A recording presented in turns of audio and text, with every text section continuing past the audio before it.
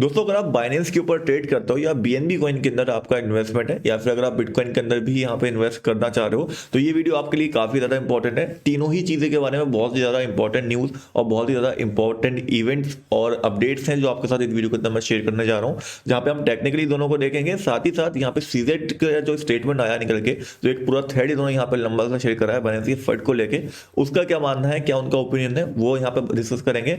And Binance की जो दिक्कत यहाँ पे चल रही थी प्रूफ ऑफ रिजर्व की, क्या वो यहाँ पे सॉल्व हो चुकी है, क्या बाइनेंस अब सेफ हो चुका है, ये सब आज की वीडियो में आपको जानने को मिलेगा। तो वीडियो में आगे बढ़ने से पहले बात कर लेते हैं पुश प्रोटोकॉल के बारे में, जो कि काफी एक ग्रोइंग प्रोजेक्ट माना जा रहा है इस टाइम पे क्रिप्टो इंडस्ट्री के अंदर। लगातार इनके अंदर डेवलपमेंट हमें देखने को मिल रहा है। अगर आपको नहीं पता पुश प्रोटोकॉल क्या है, तो बेसिकली जो एक नोटिफिकेशन सर्विस होती है जो हर सेंट्रलाइज एक्सचेंज को जरूरत पड़ती है आज के टाइम में, और है भी वही सर्विस की डिसेंट्रलाइज एप्स जो होते हैं, डिसेंट्रलाइज वॉलेट जो होते हैं, वहां पे प्रोवाइड करते हैं। इसके बारे में और भी डिटेल में आपके साथ ऑलरेडी शेयर कर चुका हूँ।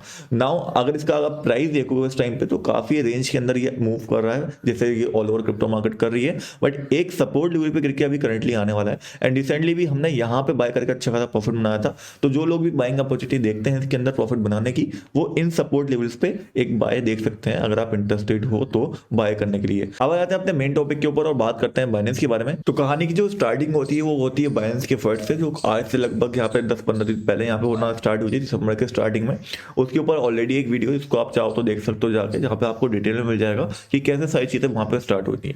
उसके बाद क्या होता है, काफी लोग कंपैरिजन करना स्टार्ट कर देते हैं यहाँ पे बीएनबी और बाइनेंस का, यहाँ पे एफटीटी और एफटीएक्स एक्सचेंज के साथ। अब यहाँ पे इसको लेके मेरा पर्सनली क्या ओपिनियन है, तो देखो एफटीटी जो था वो सिर्फ एक नेटिव टोकन था यहाँ पे एफटीएक्स एक्सचेंज का, बट बीएनबी केवल एक नेटिव टोकन नहीं है। पहली बात वो यहाँ पे उसके साथ में साथ एक खुद की ब्लॉकचेन भी है, बाइनेंस स्मार्ट चेन।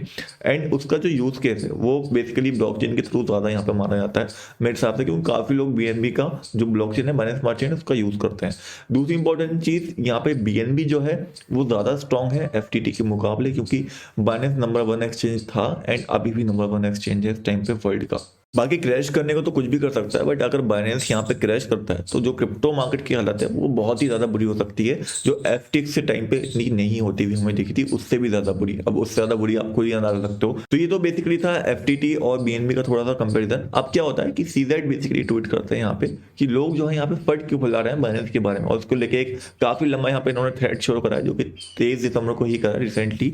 तो इन्होंने क्या बोला वो मैं आपको थोड़ा यहाँ पे एक्सप्लेन करता हूँ, चाहो तो आप इनके ऑफिशियल ट्विटर पे जाके पढ़ सकते हो। इस थ्रेड का मैं आपको थोड़ा ओवरव्यू देता हूं कि बेसिकली इन्होंने बोला क्या है और समझाने का चाह रहे हैं। यहाँ पे उन्होंने लिखा है why do people FUD about Binance, मतलब बाइनेंस के बारे में जो लोग हैं वो यहाँ पे फर्ड क्यों फैला रहे हैं।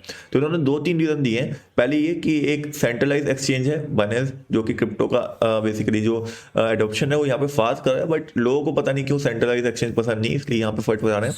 फिर उन्होंने यहाँ पे बोला कि कुछ लोग ऐसे हैं जो बाइनेंस को फर्ड इसलिए फैलाते हैं क्योंकि वो कॉम्पिटिटर हैं और उनको कॉम्पिटिशन ऐसा लगता है कि बाइनेंस को नीचे गिरा के वो अपना कॉम्पिटिशन जीत सकते हैं। फिर उन्होंने बोला कुछ मीडिया को पैसे दिए जाते हैं यहाँ पे फट फैलाने के लिए, इसलिए वो यहाँ पे फट फैलाते हैं। फिर उन्होंने बताया कि मीडिया को जो है वो कवरेज ज्यादा मिलती है हमारा नाम यूज करके, क्योंकि बाइनेंस का यहाँ पे जो बेसिकली नाम है वो पूरे यहाँ पे वर्ल्ड में फेमस है और बाइनेंस के काफी ज्यादा यूजर्स हैं। तो बाइनेंस के बारे में कोई भी न्यूज होती है तो वहाँ पे अच्छे खासे उनको व्यूज मिलते हैं। बाकी इन्होंने पॉलिटिशियंस के बारे में, पॉलिसी मेकर्स के बारे में ये सारी चीजें यहाँ पे बोली, और ये भी बताया इन्होंने कि बैंक्स जो है वो भी यहाँ पे फट फैलाने की कोशिश करते हैं, क्योंकि उनको लगता है कि ब्लॉकचेन के अडॉप्शन से हमारा जो बेसिकली एक सिस्टम बना हुआ है वो यहाँ पे तबाह हो जाए।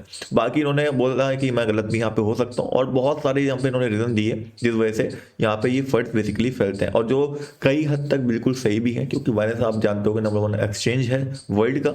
एंड ऐसे फंड इसलिए ही फैलाए जाते हैं जनरली जो होता है। अब बाइनेंस का फंड जरूर था वो, लेकिन लोग ये उसमें एडवर्टाइज हो गई थी, मैंने आपको बता भी दिया था कैसे सेफ होना है। फिलहाल बाइनेंस का अगर मैं आपको यहाँ पे एक यहाँ पे कॉइन मार्केट कैप के ऊपर हम जाएंगे और बाइनेंस के ऊपर क्लिक करेंगे स्पॉट में जाके, एक्सचेंजेस के ऊपर जाके, तो टोटल एसेट वैल्यू अगर आप देखोगे तो ये डिक्रीज नहीं हो रही, अब मेंटेन यहाँ पे हो चुकी है, जो कि एक अच्छी चीज यहाँ पे हमें देखने को मिली।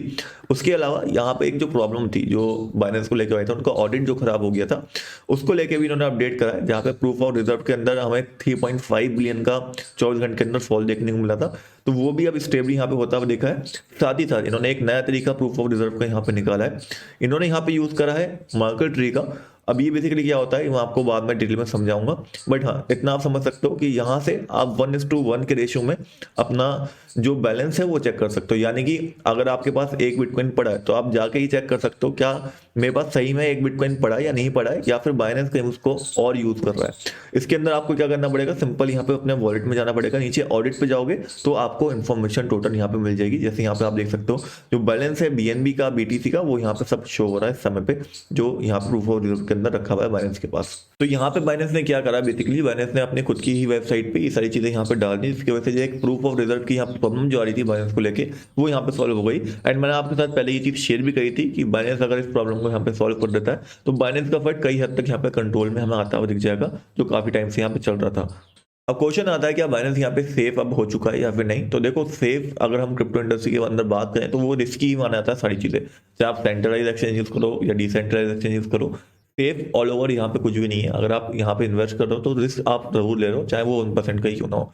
लेकिन अगर आप बाइनेंस को कंपेयर करोगे बाकी सेंट्रलाइज एक्सचेंज के साथ, तो मुझे पर्सनली ऐसा लगता है कि अगर बाइनेंस यहाँ पे डूबता है तो ऐसा नहीं होगा कि बाइनेंस अकेले यहाँ पे डूबेगा। बाइनेंस अगर यहाँ पे डूबा तो बाकी एक्सचेंजेस को भी साथ में कुछ लेके ये डूबेगा। साथ ही साथ यहाँ पे ऐसा भी हो सकता है कि ट्रस्ट वॉलेट के अंदर भी हमें कुछ दिक्कत देखने को वहां पे मिल जाए, क्योंकि वो भी बाइनेंस के द्वारा ही वहां पे ऑन करा जाता है। एंड एक चीज बहुत ही ज्यादा इंपॉर्टेंट यहाँ पे ये भी है कि बाइनेंस के पास इतना इस टाइम पे फंड है कि बाइनेंस इस टाइम पे अगर डूबता है तो लोगों का ट्रस्ट मार्केट से बिल्कुल चला जाएगा। एंड बिटकॉइन की वैल्यू मैं मानता हूं कि लगभग $10,000 से भी नीचे इजीली जाएगी अगर बाइनेंस यहाँ पे डूबता है तो, बल्कि उससे भी ज्यादा यहाँ पे गिर सकती है, जो कि मुझे लगता है या फिर कोई भी चाहेगा कि यहाँ पे बाइनेंस के साथ हो, क्योंकि बाइनेंस डूबेगा तो लोगों के फंड डूबेंगे। कोई भी ये नहीं चाहता कि लोगों का ट्रस्ट जो है वो बाइनेंस इस टाइम पे हटे। तो अगर आप सेंट्रलाइज एक्सचेंज के अंदर एक एक्सचेंज टाइम पे देख रहे हो तो मुझे पर्सनली लगता है कि बाइनेंस बाकी एक्सचेंज से कहीं ना कहीं एक पॉजिटिव व्यू यहाँ पे देता है। बाकी डिसेंट्रलाइज के ऊपर जाना चाहते हो तो वो और भी ज्यादा बेटर और भी कम रिस्की आपके लिए यहाँ पे हो जाता है अगर आपको डिसेंट्रलाइज एक्सचेंज यहाँ पे यूज करने आता है तो। मैं पर्सनली अभी छोटे फंड से यहाँ पे बाइनेंस के ऊपर ट्रेड कर रहा हूँ नॉर्मली अपनी, जो मैं शेयर करता रहता हूँ। उसके अलावा एक सेंट्रलाइज एक्सचेंज के ऊपर मेरे बड़े फंड्स यहाँ पे रखे हुए हैं जो मैं होल्ड करता हूँ लॉन्ग टर्म के लिए, क्योंकि अभी काफी ज्यादा डाउन चल रहा है पोर्टफोलियो, आप लोग का भी चल रहा होगा डेफिनेटली। नेक्स्ट यहाँ पे हम अपडेट है टेक्निकली क्या दिख रहा है BNB कॉइन के अंदर। तो टेक्निकली अगर आप चार्ट देखोगे तो नॉर्मल सबसे पहले अगर आप वीकली चार्ट देखोगे तो एक जो सपोर्ट लेवल हमें दिख रहा है वो दिखता है $209 के आसपास का। तो अगर बिटकॉइन $15,750 के लेवल को तोड़ता है, इसके नीचे 4 आवर कैंडल बनाता है, इसके नीचे या फिर डेली कैंडल बनाता है और यहाँ तक गिरना स्टार्ट करता है, तो यहाँ पे ये लगभग $13,000 के आसपास रुकेगा। उसके हिसाब से अगर हम देखें यहाँ पे BNB कॉइन को तो वो यहाँ पे $209 के आसपास रुकता हुआ दिखेगा। ये एक मेजर सपोर्ट यहाँ पे है BNB के लिए, अगर आप देख रहे हो वीकली चार्ट के अंदर लॉन्ग टर्म के हिसाब से। उसके अलावा अगर आप BNB को शॉर्ट टर्म में या फिर मिड टर्म में ट्रेड करने का देख रहे हो तो डेली चार्ट के हिसाब से आप देख सकते हो यहाँ एक ट्रेंड लाइन है, या फिर आप बोल सकते हो कि यहाँ पे डिसेंडिंग ट्रायंगल भी इस टाइम पे बनता हुआ हमें दिख रहा है, जो कि इस टाइप का आपको देखने को मिलेगा, लेकिन ज्यादातर ये आपको फॉलिंग वेज की तरह यहाँ पे देखने को मिलेगा। तो मेजरली हम इस ट्रेंड लाइन को ट्रेड कर सकते हैं यहाँ पे। अगर ये ट्रेंड लाइन टूटती है किसी तरीके से तो यहाँ पे एक अच्छा खासा गेन हमें BNB के अंदर देखने को मिल सकता है, जहाँ पे $313 का टारगेट हमें मिल जाएगा। तो इस ट्रेंड लाइन के ऊपर आपको नजर रखनी है, जो कि आपको डेली चार्ट के अंदर देखने को मिलेगी। उसके अलावा शॉर्टर टाइम फ्रेम के अंदर हम आ जाते हैं, जो हमें यहाँ पे ट्रेड करते हैं इसके हिसाब से, क्योंकि ये लॉन्गर टाइम फ्रेम था जो स्पॉट के लिए ज्यादा बेटर है। शॉर्टर टाइम फ्रेम में एक सिमेट्रिकल ट्रायंगल पैटर्न हमें बनता हुआ दिख रहा है BNB के अंदर शॉर्ट टर्म में। अब ये जिधर ब्रेक करता है मंडे ट्यूजडे वेडनेसडे में, उस साइड हमें एक अच्छा खासा मूवमेंट देखने को मिलेगा, भले वो ऊपर साइड आए या फिर वो नीचे की साइड आए। तो आप इसके ऊपर नजर रख सकते हो, खुद भी बना सकते हो। ये सिमेट्रिकल ट्रायंगल बनाना आसान है, आपको 4 आवर चार्ट के अंदर देखने को मिल जाएगा। जैसे ही ब्रेकआउट करेगा मैं आपको अपडेट कर दूंगा। टेलीग्राम आप ज्वाइन कर लो, लिंक आपको डिस्क्रिप्शन बॉक्स के अंदर मिलेगा, बिल्कुल फ्री है। उसके अलावा अगर आप यूएस की मार्केट देखोगे तो नॉर्मल सा ही मूवमेंट यहाँ पे चल रहा है ऑल ओवर, वही जब पुराना मूवमेंट था कि रिटेस्ट करने एक बार जा सकती है मार्केट। फिर हमें एक रेंज मूवमेंट बिटकॉइन यहाँ पे इस टाइम फॉलो कर रहा है। अब ये रेंज इधर टूटेगी उस साइड हमें ब्रेकआउट भी देखने को मिलेगा सिमेट्रिकल ट्रायंगल का, जो BNB के अंदर बन रहा है। तो आप इस रेंज को भी यहाँ पे ट्रेड कर सकते हो अगर आप एक्सपर्ट ट्रेडर हो तो।